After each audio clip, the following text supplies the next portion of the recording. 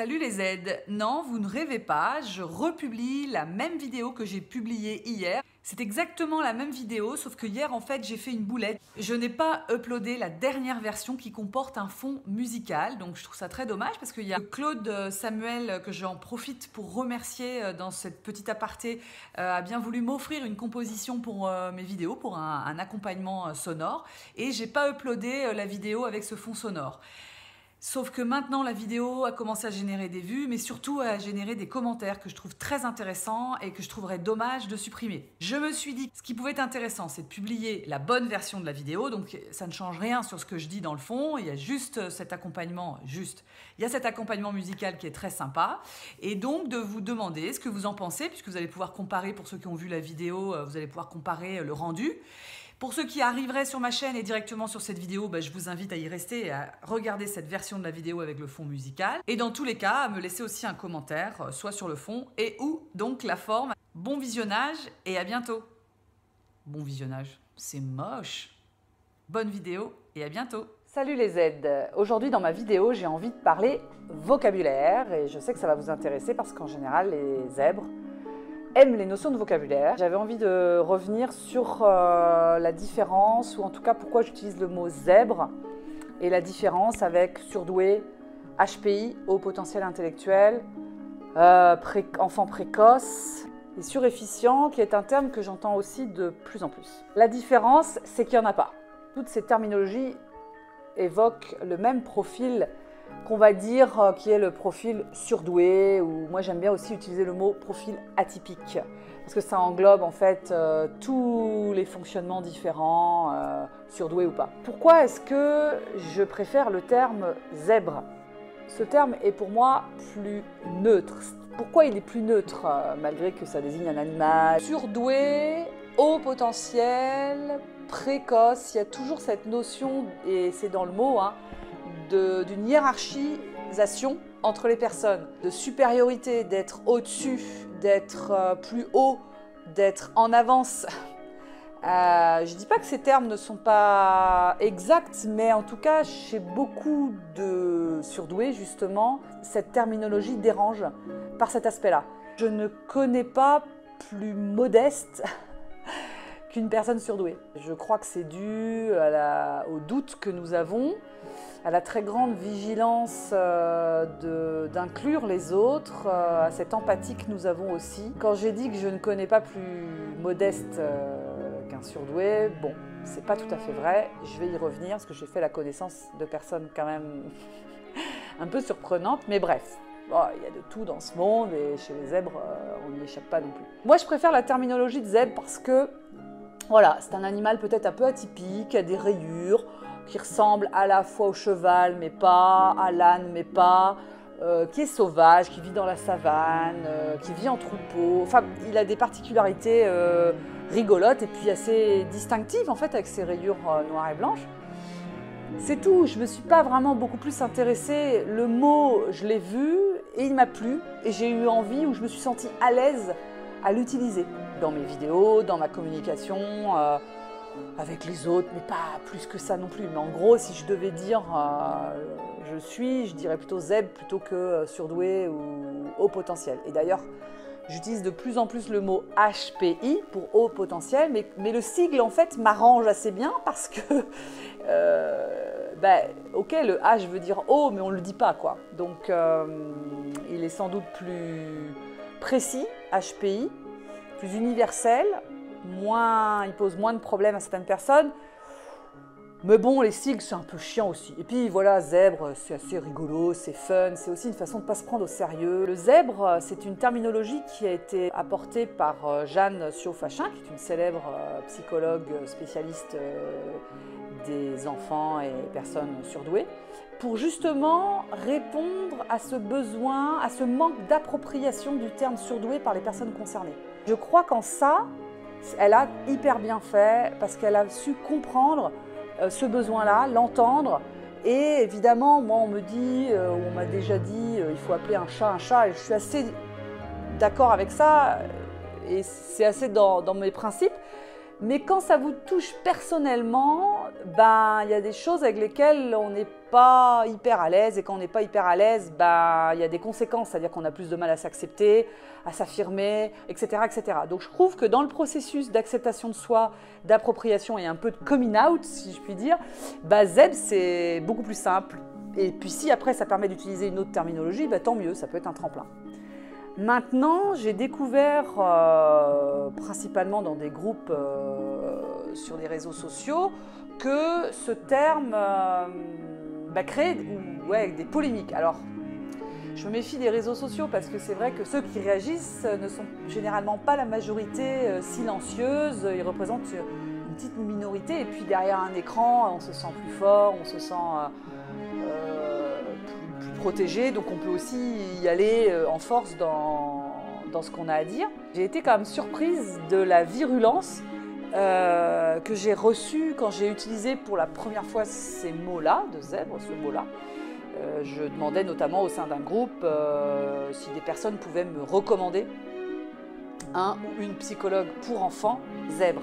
Et alors là, je me suis pris des réflexions sur le terme. Je ne m'y attendais pas en fait parce que ma question n'était pas est-ce qu'on doit utiliser le mot zèbre ou surdoué. Ma question était est-ce que vous connaîtriez un bon professionnel que je peux recommander à une amie qui me pose la question. Enfin, voilà. Et là, j'ai été très étonnée de découvrir qu'en effet, ce terme posait question. Ce que je comprends, hein, en fait, moi, je l'utilisais, on va dire, de manière assez innocente. Je n'avais pas vraiment cherché plus loin. Je peux comprendre que ça dérange des personnes, que ce soit un animal et qu'on se mette à nous comparer à des animaux qu'on n'est pas et qu'il faut plus s'assumer. Si la stratégie et de mieux s'accepter, de mieux en parler, qu'on dise zèbre, cacahuète ou je ne sais pas quoi. On s'en fout en fait quelque part, je ne pensais pas que ça allait être aussi important. J'ai compris autre chose derrière. Alors il y a deux choses, c'est que Jeanne Siofachin n'est pas acceptée dans toutes les communautés, tous les groupes, comme tout le monde. Et comme c'est elle qui a amené ce terme, il y a une association avec elle et si on n'aime pas ou si on ne... Voilà, Jeanne Siofachin, on va rejeter ce terme. Bon, ce qui est compréhensible. Maintenant, je ne suis pas sûre qu'elle ait le copyright sur le mot zèbre, mais bon. J'ai aussi compris qu'on lui reprochait d'être trop dans le commercial et le marketing. Alors ça, c'est typiquement humain ou français, je ne sais pas, ou les deux. Dès qu'on fait de l'argent, dès qu'on est dans le business et dès que ça marche, y a le revers de la médaille, qu'on est moins dans l'éthique, enfin je sais pas, il y a un truc qui va pas. Et donc à partir du moment où Jeanne Siofachin a sans doute commencé à gagner sa vie et à être reconnue parce qu'elle écrit des livres et qu'elle a monté des centres pour accueillir des zèbres, on lui a reproché cet aspect commercial et marketing, vente. Et donc le mot est empreint de cette démarche puante, vous vous rendez compte, faire de l'argent, c'est mal. Je la connais pas, Jeanne Siofachin, personnellement, je cherche même pas à savoir. Moi, qui suis entrepreneur, je sais que c'est compliqué de faire de l'argent sur des choses qui ont trait à l'humain, au développement personnel. Voilà. Il faudrait en fait, je sais pas, être bonne sœur, nonne, vivre dans la pauvreté pour que ce qu'on dit ou ce qu'on fait ait vraiment une valeur. Enfin, comme si à partir du moment où on en retire un gain financier, ça enlève toute valeur à ce qu'on dit, à ce qu'on fait, à ce qu'on apporte. C'est quand même une tendance assez pénible, je trouve, qui nous entoure.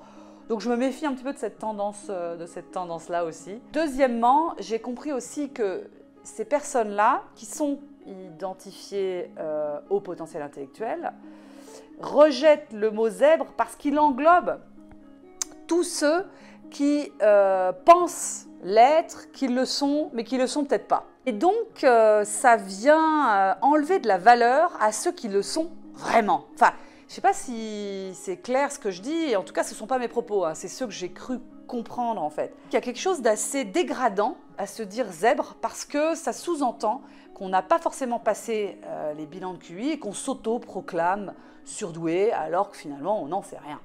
Et ça dérange certaines personnes qui ont eu le courage, là aussi c'est ce qu'on m'a dit, de passer les tests et qui le sont vraiment. Comme si ceux qui n'ont pas fait la démarche et qui s'auto-proclamaient ou après je pense que les gens s'autoproclament pas tant que ça, mais en tout cas c'est vécu comme ça, venaient leur enlever de leur valeur.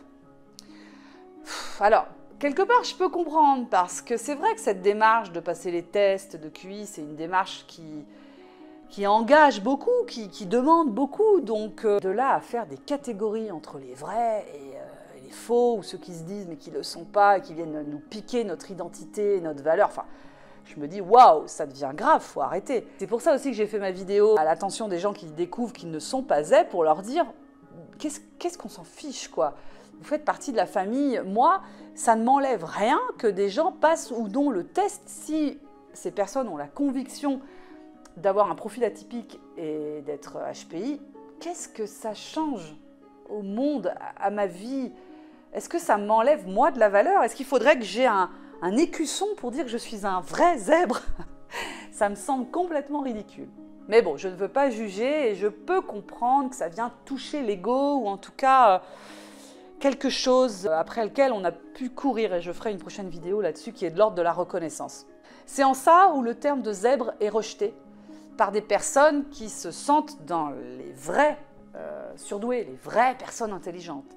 Et dans ces groupes-là, j'ai découvert que non, la modestie n'était pas forcément l'apanage des surdoués, qu'il y avait des personnes qui avaient une haute opinion d'elles-mêmes, et j'allais dire tant mieux, enfin je les admire, et qui n'hésitent pas à vous le faire savoir que ces personnes-là sont intelligentes, et plus intelligentes que les autres. Et ça, c'est vrai que c'était une découverte, parce que je ne pensais absolument pas possible. Les zèbres qu'il y a autour de moi sont des gens hyper humbles, hyper modestes, tournés vers les autres, pas vers eux-mêmes, qui font des trucs extraordinaires, qui sont brillantes, mais qui jamais ne vont le mettre en avant, et même le mettent pas assez en avant. Mais bon, comme quoi, voilà, dans toutes les communautés, dans tous les groupes, les humains sont différents, et il y a des personnes avec qui on a des affinités et d'autres moins ou pas du tout. Et puis, j'allais dire vulgairement, il y a des cons partout. Et peut-être que j'en fais partie, enfin, je veux pas non plus paraître... C'est une découverte, c'est-à-dire que moi, au départ, quand j'ai su que j'étais zèbre, je me suis sentie faisant partie d'une famille qui allait me comprendre, qui allait être bienveillante, qui allait m'accepter, enfin, je sais pas, tout ça. Et en fait, c'est pas tout à fait exact. Bienvenue dans le monde qui n'est pas le monde des bisounours. Donc voilà, la vraie vie, c'est de tout, quoi. Voilà un petit peu sur l'histoire du zèbre, ce que j'ai pu en comprendre et ce que j'ai pu comprendre sur le rejet de ce mot par rapport au mot surdoué, HPI. Alors certains disent que le haut potentiel intellectuel n'existe pas, certains parlent de HPE, émotionnel. Moi, j'ai pas trop d'avis sur la question. J'ai le sentiment que si on veut avoir une réponse sûre, il n'y a que le test de QI qui peut nous l'apporter. Je ne renie pas qu'il existe des tas d'autres intelligences. Moi, je vois le bien que ça m'a fait, l'épanouissement que ça m'a procuré d'avoir cette réponse. Point, quoi. Et puis la confiance que ça m'a donnée, je le vois aussi chez mes enfants, la confiance que ça leur a donnée. Il y a de la réparation derrière, il y a de l'estime de soi, il y a le mieux vivre avec soi et avec les autres. Et voilà, et ça, c'est déjà extraordinaire. Alors, chipoter sur le terme zèbre, surdoué, enfin bref, c'est pas très grave. Mais en tout cas, voilà, ce que je voulais vous dire, c'est que moi, sur cette chaîne, je suis plus à l'aise à parler du mot zèbre, je le trouve rigolo. Et voilà, il sort facilement de ma bouche. Déjà, haut potentiel intellectuel, surdoué, je suis plus à l'aise avec, je dois le dire. Mais c'est pas encore trop ça, quoi. J'avais envie de revenir sur la terminologie parce que peut-être que tu vas être confronté à cette terminologie. Peut-être que toi-même tu as un ressenti vis-à-vis de la terminologie. Peut-être que ça va évoluer chez toi, qu'au départ c'est le mot zèbre et puis un jour tu vas assumer le mot surdoué. Et c'est très bien, je veux dire, les choses ne sont pas figées dans le temps et pour personne. Mais en tout cas, chez moi, ça veut dire la même chose. Tout le monde est déjà lui-même, a déjà son fonctionnement, donc ça n'est qu'une forme d'étiquette. Et c'est vrai que cette étiquette me gêne aussi. Mais voilà, elle peut être temporaire, mais ça n'est qu'une dénomination, point. Mais bon, voilà, ce sont des petites guéguerres, on va dire, mais qui existent. Je vous dis à très bientôt pour une prochaine vidéo. À très vite.